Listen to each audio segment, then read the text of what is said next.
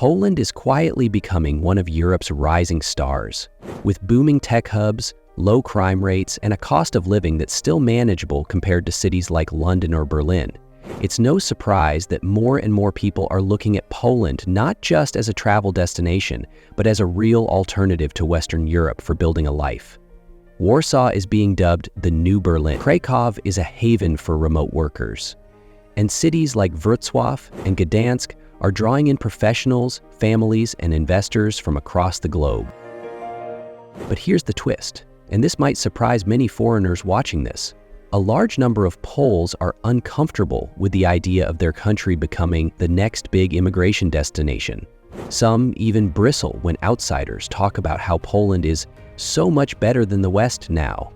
This reaction isn't coming from hatred, arrogance, or nationalism. It's coming from a place of deep-seated cultural caution, historical trauma, and a legitimate fear. A fear that what happened in parts of Western Europe could happen in Poland too. Let's talk about that fear.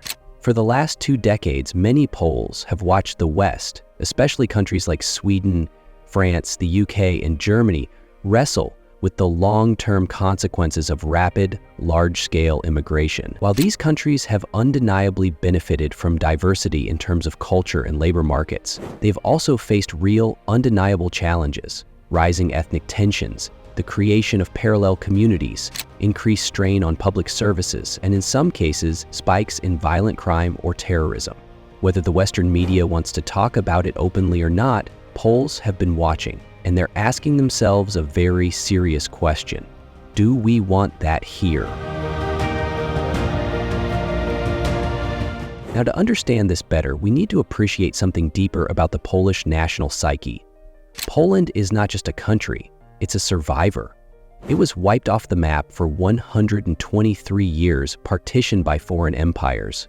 It endured brutal occupation in World War II, then suffered under a Soviet-imposed communist regime for nearly half a century. National identity was not just challenged, it was attacked. So when Poland finally regained its sovereignty in the 1990s and began to rebuild itself as an independent democracy, there was a powerful instinct to protect it, to safeguard not just the borders, but the values, the culture, the language, and the shared memory of survival. And that's where the tension comes in. For many Poles, the idea of mass immigration isn't just about logistics or economics, it's about identity. They see what's happened in cities like Malmö or parts of Paris, where certain neighborhoods feel culturally disconnected from the countries they're in. They hear about conflicts over integration, parallel schooling, and religious friction, and they wonder, if Poland becomes too attractive, how long before we face the same problem? It's not paranoia, it's a kind of protective realism. Another important layer to this is the ethnic and cultural homogeneity of Polish society. Unlike the UK or France, which were colonial powers and developed multicultural identities over centuries, Poland has always been more culturally unified. The Polish language, Catholicism, shared customs, and a collective historical narrative create a very strong sense of cohesion. This has both benefits and limitations. On the one hand, it creates stability. On the other, it can make rapid demographic changes feel threatening, not just unfamiliar. That's why when Poland is suddenly praised by outsiders as a great place to live, many locals instinctively pull back.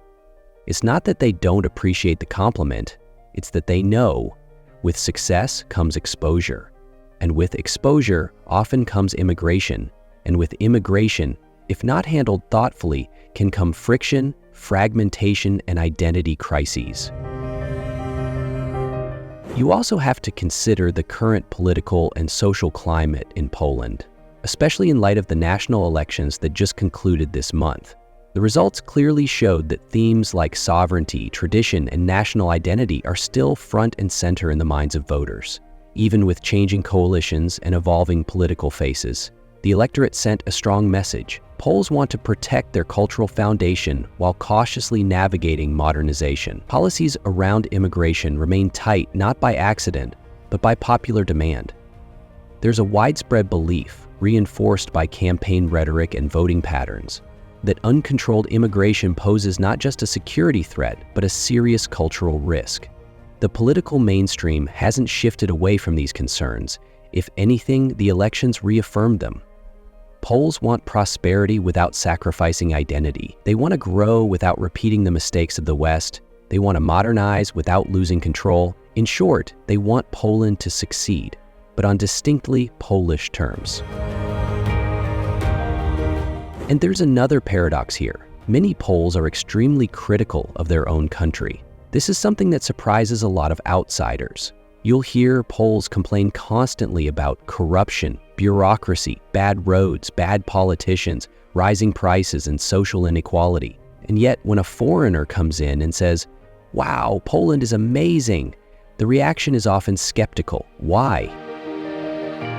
It's not because they hate praise, it's because they fear rose-colored praise can hide real problems, that it can breed complacency, or worse, open the floodgates to changes they aren't ready for. For many Poles, self-criticism is actually a sign of care. It means they love their country enough to want it to improve. When someone from the outside showers Poland with praise, it can feel like they're only seeing the good and ignoring the crack. There's also a deep class and regional divide that affects this reaction. While Warsaw, Krakow, and Wrocław are thriving, parts of rural Poland are still economically struggling. Infrastructure gaps, underfunded schools, and weak healthcare systems make life outside the cities very different. So when foreigners talk about how advanced Poland is, it can sound incredibly tone-deaf to those who aren't benefiting from the boom. And if immigration adds further pressure to already strained systems, housing, healthcare, schools, it will be these people who feel it first and hardest. Now, this doesn't mean Poland is closed-minded.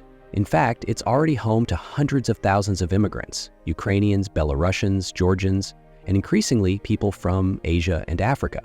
But these migrations have mostly been slow, work-based, and culturally manageable. What Poles fear is not immigration in itself, but sudden, large-scale immigration without integration. The fear isn't of newcomers, it's of losing control of the narrative. So where does that leave us?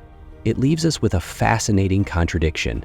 On the one hand, Poland is moving forward economically, technologically, and socially. On the other, many Poles want to hit the brakes on becoming the next Germany. They want to chart their own course, to modernize without losing themselves, to welcome guests but not become overwhelmed. So the next time you hear someone say, "Poland is the best place to live now," remember, that statement might be true in many ways, but for a lot of Poles, it also sounds like a warning bell. Success is good, but only if it doesn't invite the same chaos they've watched unfold across Western Europe. That's not hatred. That's not xenophobia. That's cautious, hard-earned wisdom from a country that knows what it means to lose everything, fight for it back, and protect it with both hands.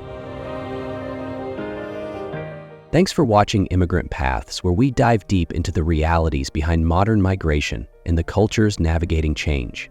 If this video gave you a new perspective on Poland and why some of its people are more cautious than you might expect, don't forget to like, share, and subscribe. We'll be back with more stories that challenge the headlines and go beneath the surface. Stay thoughtful, and as always, stay curious.